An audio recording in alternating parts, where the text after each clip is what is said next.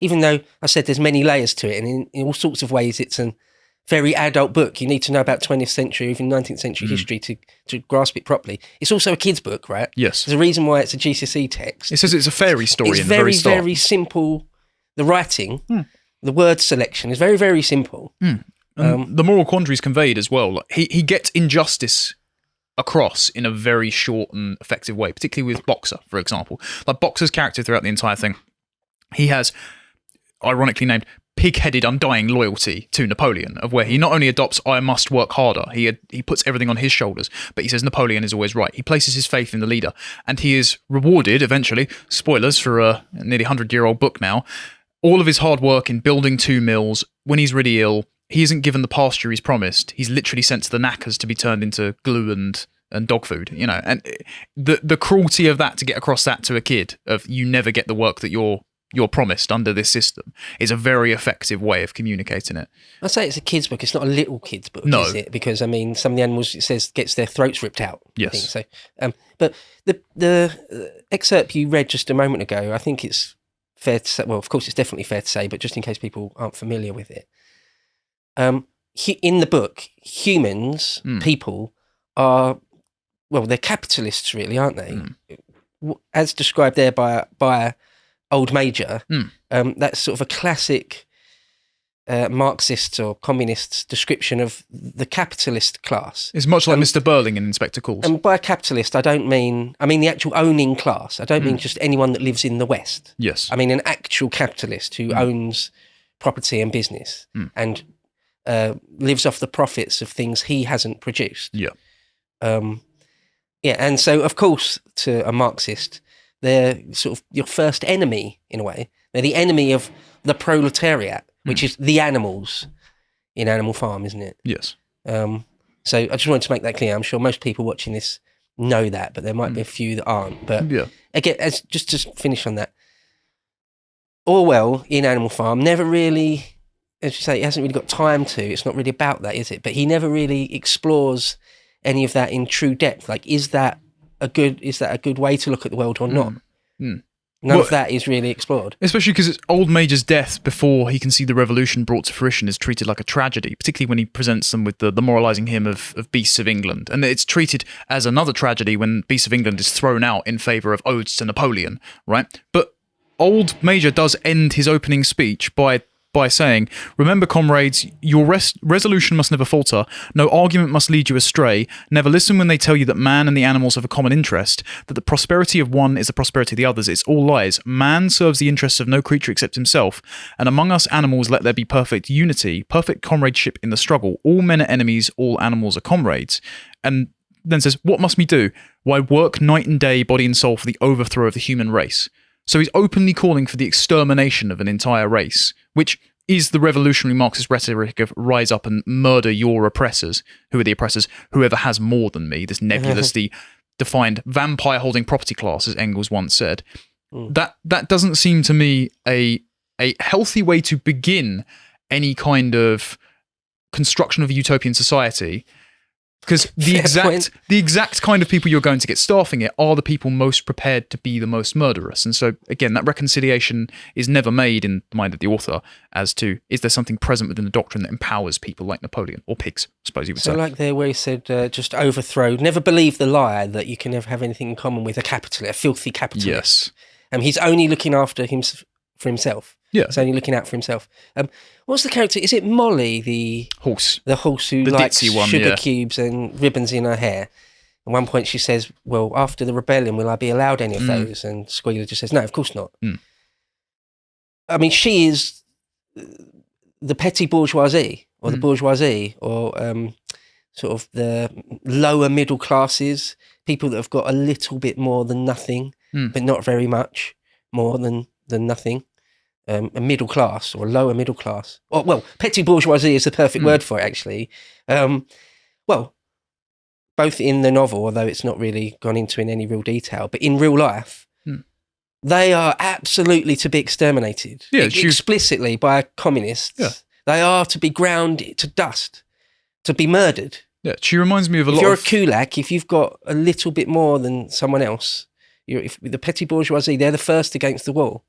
She's her tales reminded me very much of in Solzhenitsyn's Gulag Archipelago. He talks a lot about the women that have been inducted into the Gulag, and he mentions some of the women who are taken in by the promises of the revolution, and then after living under it for so many years, went and slept with Nazi soldiers just because they would literally go for anything else to get their old comforts back.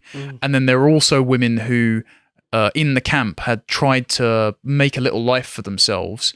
And he tells a story of this one girl who, I can't remember if she tried to escape or something, but then she was commanded to stand outside the gate on one leg the entire day. And every time her leg slipped or she cried, she would just go back to being routinely punished, cycle on cycle, just to completely demoralize her. Again, not being a white knight here, but it's kind of heartbreaking to see apolitical, quite delicate women be utterly tortured by this ideological regime. Because if you're trying to create a utopia, I wouldn't build it on top of the tears of innocent women. They're also not probably the best thing to do. So yeah, she does seem like the allegory for the kind of people that would be wanting to be pampered and wanting to be apolitical, and so swept up in the tumult of historical forces. Yeah. Because she eventually escapes to another neighbouring farm and just enjoys being pampered, and they all see her as a traitor. Whereas you can't really, just like you couldn't really blame the women trying to escape the Soviet Union and shacking up with the soldier who promised them protection should they have won. You can't be surprised that she bolted over the fence and got a new owner. You know. Well, I see the figure of Mollie in it as I'm not really too fixated on the gender side of it. She just represents all the petty bourgeoisie, both men and women. So I'm thinking in the very early days of Bolshevism, or after the 1917 revolution and the civil war that followed, there was a mass exodus of middle-class people from Russia, from the Soviet Union at that point, a mass exodus of them. Because they knew the Bolsheviks were very explicit about it. You are our enemy, our class enemy. You are going to be among the first to disappear. If you've got like a bit of property, you've got the biggest home, even though it's still a humble home, you've got the biggest home in the village. Yeah, you're gonna be murdered, and your whole family probably.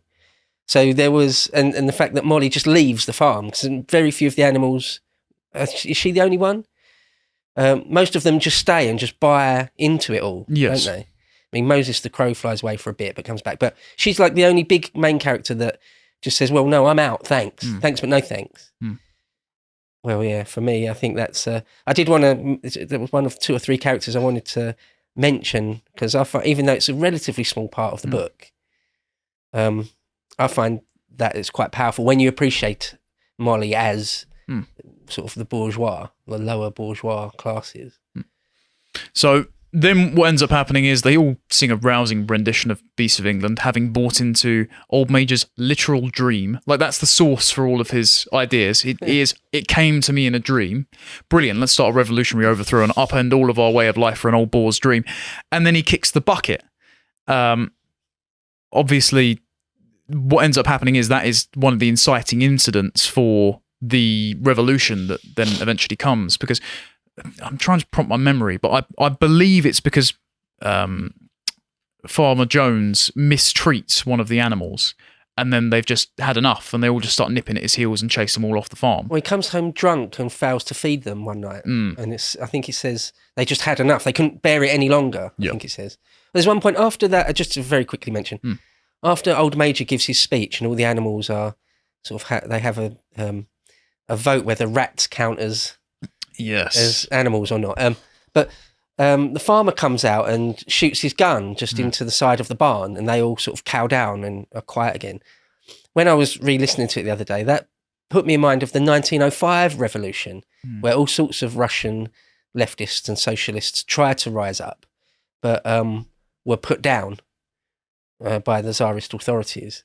I don't know if that's what Orwell had in mind for that little moment in the book, but that did spring to my mind. Would be a clever allusion. With the rats specifically, it reminded me of the coalition of undesirables. I forget exactly what Lenin called it, but conscripting all of the known criminals as basically the enemy to the Tsarist regime, because they believed that because it was, even though it was feudalist rather than capitalist, but neither here nor there, because property had corrupted the regime, those that are dissidents of the regime must be innately virtuous, and by thereby murderers, rapists and thieves were good Marxists. If you create a coalition of those kind of parasitical dependents, they're very useful for waging your revolution. And it did remind me of this. It's kind of like the John Lennon's Imagine idea, of where imagine all the people living all as one, holding hands around the world, no borders, no countries, and we'll all just live for today. It's like, well, but some of those people are rapists, John. Like, the nature of some people is so innately evil that class belonging doesn't supersede their evil nature. And this is the thing with the rat. This is what they ultimately find out later is, well, yeah, there are some animals that just don't put their work in. They don't produce and they still get their share. And that degenerates things. That causes the inequality that the Marxists abhor. And there are some animals which prey on others. Like they have to keep instructing the cat to stop trying to eat the birds. Yeah. You're not... Marxism is implacable because human beings have slightly different natures between peoples. We're not all equal. To watch the full video, please become a premium member at lotuseaters.com.